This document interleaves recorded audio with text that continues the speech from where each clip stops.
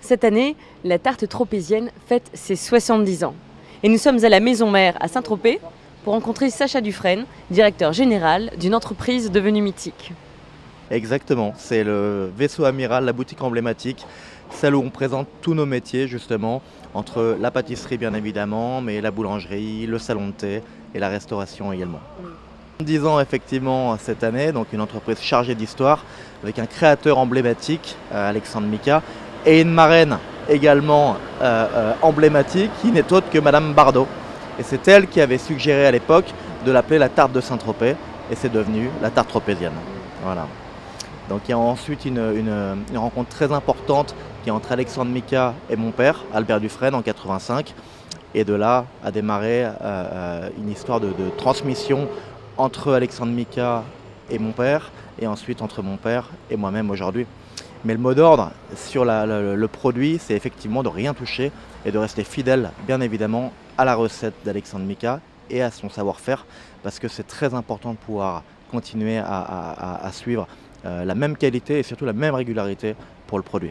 Alors, il y a une légende qui raconte que seules 3 personnes connaîtraient cette recette et qu'elle est bien gardée dans un coffre-fort. Est-ce que c'est vrai? Et oui, c'est vrai, c'est toujours vrai. Effectivement, c'est pas tout le monde qui a la chance de pouvoir manipuler la tarte tropézienne et notamment la crème tropézienne, parce qu'il y a un vrai secret de fabrication qui réside dans ce savoir-faire.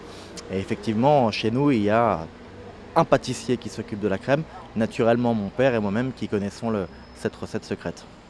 Comment est-ce que votre papa, qui était coiffeur de métier sur Annecy, passionné par la course automobile et tout d'un coup, il rachète une pâtisserie? Vraiment une histoire de challenge. Mon père est venu en fait en 85 pour voir un de ses amis qui à l'époque avait une plage. Et mon grand-père lui a dit, si tu vas à Saint-Tropez, il faut absolument que tu rencontres ce monsieur, donc Alexandre Mica. Tu lui ramènes de Haute-Savoie du vin d'Apremont et du reblochon et tu nous ramènes, nous, des tartes tropéziennes. Et puis il y a eu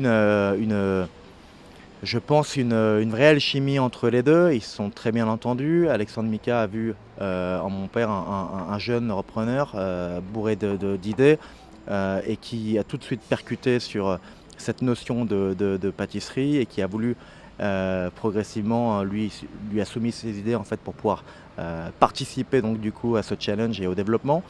Et puis une vraie rencontre, c'est une histoire d'homme entre les deux. Et puis il lui a transmis son entreprise en 85. Voilà comment ça s'est passé. Mais effectivement, il n'était pas du tout du métier. Par contre, passionné. Il a vu un véritable challenge autour du produit et autour de cette entreprise. Et il s'y est dévoué ensuite corps et âme pour pouvoir développer progressivement le nombre de boutiques. Voilà. Il y a un développement et un sens du marketing, puisque j'aime beaucoup l'anecdote quand il arrive à associer sa passion pour le sport automobile et le développement côté traiteur, où il devient, me semble-t-il, fournisseur officiel de la Formule 1 et de Renault, hein, de la team Renault, c'est ça? Dans les années 90. C'est ce qui a permis aussi, donc, lui, d'allier sa passion de départ, qui était la course automobile, avec sa deuxième passion, donc du coup, autour de la tarte tropézienne. Et puis c'est ce qui a permis à la tarte tropézienne aussi de gagner en notoriété. Parce qu'elle était présente sur... Dans le monde entier. Exactement. Donc il n'y avait pas que dans le village de Saint-Tropez, mais il y avait des grands prix donc, dans le monde entier. Et donc la tarte tropézienne a pu justement suivre toutes les équipes lors des grands prix et s'est fait connaître rapidement à l'international. C'est comme ça que ça s'est produit. Vous avez rejoint l'entreprise familiale en 2012. Vous avez évolué à peu près à tous les échelons pour en connaître tous les rouages. Et aujourd'hui, vous êtes le directeur général depuis 2022. Depuis 2021. Depuis 2021. Ah ouais, exactement. Je vois que vous connaissez parfaitement. Moi, je suis arrivé il y a 12-13 ans maintenant. Déjà, j'ai grandi dans l'entreprise. Donc, depuis mon plus jeune âge, j'ai pu faire les saisons, faire différents postes, à tout niveau, toutes les échelles, pour pouvoir effectivement connaître tous les rouages, me familiariser avec l'entreprise et avec ses équipes. Et puis ensuite, c'était ce que je voulais faire. Donc je savais déjà, dans ma tête, c'était très clair et très cadré, je savais ce dont j'avais envie. Et c'était de pouvoir rejoindre l'équipe et à mon tour, travailler avec mon père pour pouvoir activer le développement et puis poursuivre ce qu'il avait entrepris. On compte une trentaine de points de vente entre Nice et Marseille. On a également un site e-commerce qui nous permet de livrer tous les particuliers dans toute la France en 24-48 heures. Et j'ai repris la direction générale effectivement en 2021. Voilà. Pour Dallas, c'était un pop-up store, donc il y avait une date d'ouverture et une date de fermeture. On a poussé jusqu'au bout pour pouvoir vraiment nous mettre en application tous les process qu'on avait créés donc, depuis la France. Et puis pour la Suisse, on a un partenaire qui est local où on distribue en fait des tartes tropéziennes dans une trentaine de pâtisseries chaque été, donc de avril jusqu'au mois d'octobre.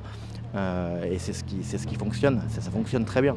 Donc aujourd'hui on essaye de pouvoir reproduire ce schéma-là pour pouvoir se développer et approcher de nouveaux pays.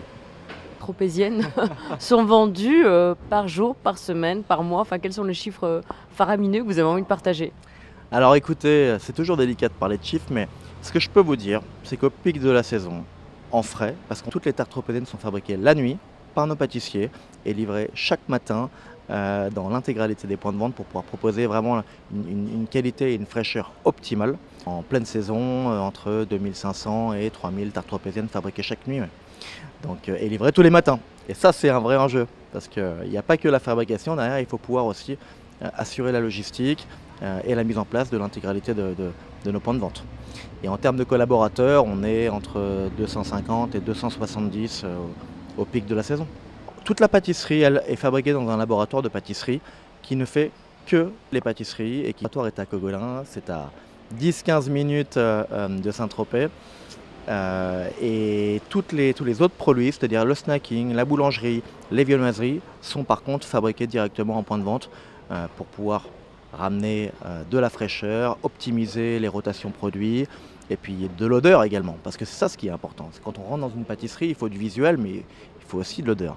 Voilà. Cette année, elle est marquée effectivement par les 70 ans. Donc l'objectif de base, c'est de pouvoir remercier nos clients et tous les amoureux de la tarte tropézienne pour leur fidélité.